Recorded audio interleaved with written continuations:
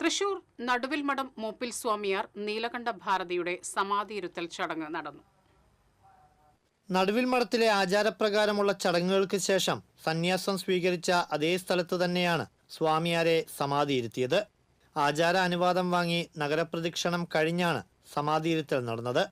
നടുവിൽ മഠത്തിൽ നിന്ന് സ്വാമിയാരുടെ ഭൗതികദേഹവും വഹിച്ചാരംഭിച്ച പ്രദക്ഷിണം MG റോഡിലൂടെ എത്തി പഴയ നടക്കാവ് വഴി മഠം സമൂഹങ്ങളിലൂടെ കടന്ന് നടുവിൽ മഠത്തിലെത്തി സമാപിച്ചു. മന്ത്രോച്ചാരണങ്ങളുമായി ഇളമുറ സ്വാമിയാരും വേദവിദ്യാർത്ഥികളും മറ്റും പ്രദക്ഷിണത്തിൽ അനുഗമിച്ചു.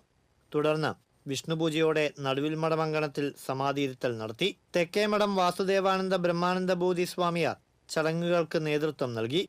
ഇളമുറ സ്വാമിയാർ പാർത്ഥസ്വാരഥി ഭാരതി മന്ത്രോപദേശം സ്വീകരിച്ചു. കോർപ്പറേഷൻ കൗൺസിലർമാരായ Raghunath C Menon, Poornima Suresh, Vinshi Arunkumar, advocate Reshma Menon, BJP സംസ്ഥാന vice president advocate KK Aneesh Kumar, UDF ജില്ലാ ചെയർമാൻ TV ചന്ദ്രമോഹൻ തുടങ്ങി നിരവധി പേർ അന്തിമോപചാരം അർപ്പിച്ചു. TCV തൃശൂർ.